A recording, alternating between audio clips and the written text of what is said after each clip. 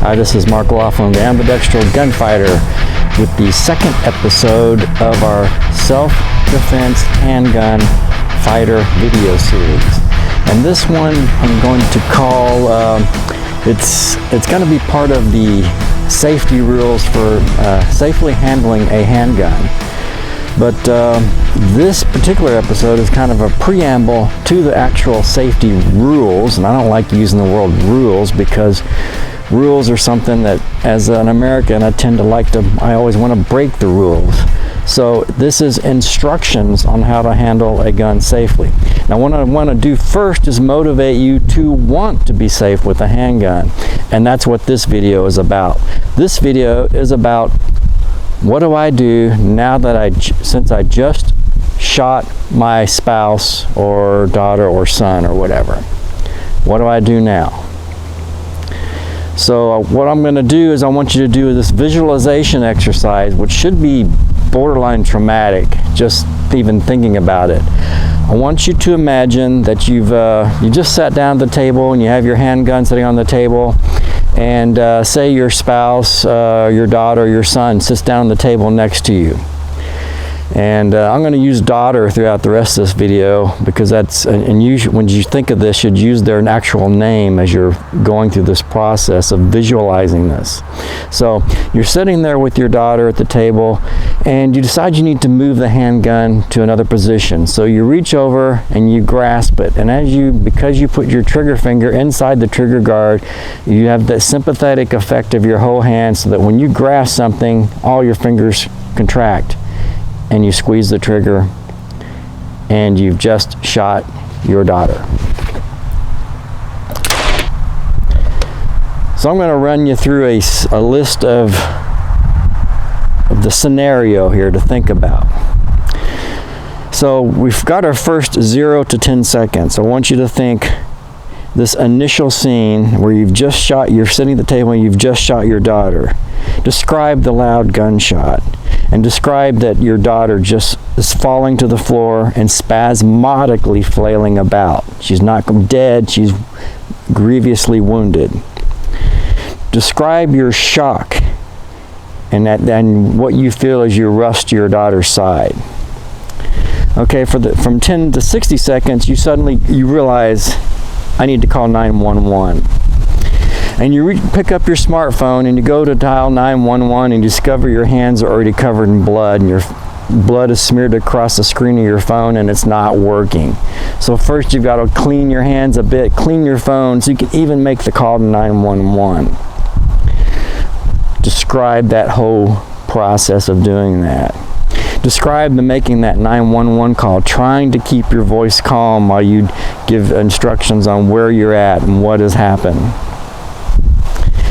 Then describe what it feels like to learn that the EMTs are 30 minutes out.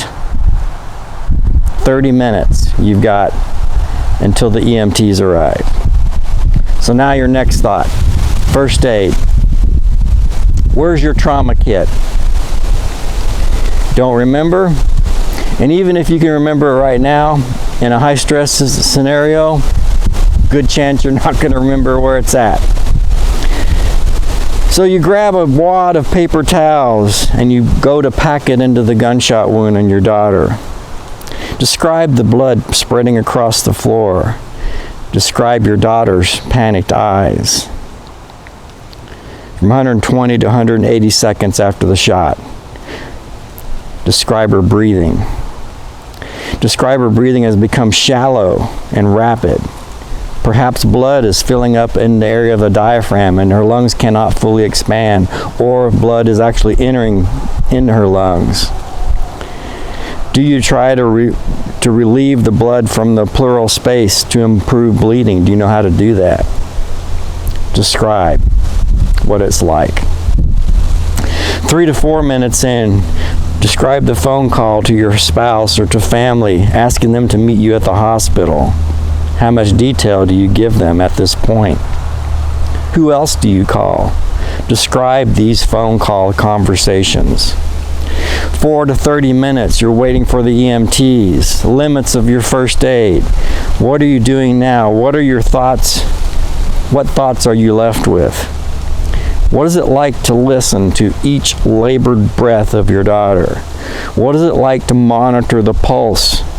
What is it like to monitor her pulse and fear that each heartbeat may be her last? And now the EMTs have arrived. Describe what it's like to rush to leave the side of your daughter to go out and guide the EMTs in. Describe watching the EMTs as they work. They insert an IV, give oxygen, their extended wound care. Describe the departure of the ambulance or the life flight, and you are left alone. Now you have to drive to the hospital. Describe gathering yourself, cleaning yourself, assembling things to take with you. Describe the drive to the hospital. And describe an arriving and meeting your family and friends and having to talk to them about what happened and provide more details. Describe the doctor coming out and giving the family the bad news that your daughter has died. Now you're back home.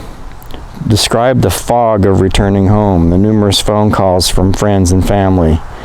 Describe trying to eat something and what it tastes like, or in fact, its lack of taste. Describe trying to get to sleep.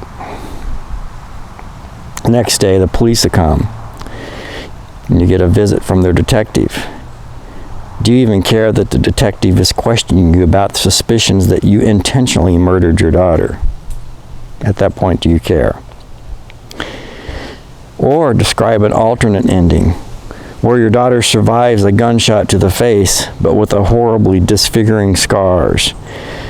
Describe meeting your daughter and her spouse at the door for Thanksgiving 5 years later, and the stab of guilt seeing her disfigured, splotchy face. Describe watching her struggle to eat due to the damaged jaw and teeth.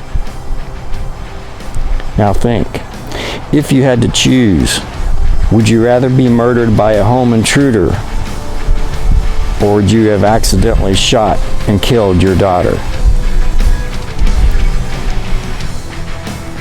Now the next episode in the video is to teach you the safety, give you the instruction on how to handle a handgun safely so you don't have to live through that experience.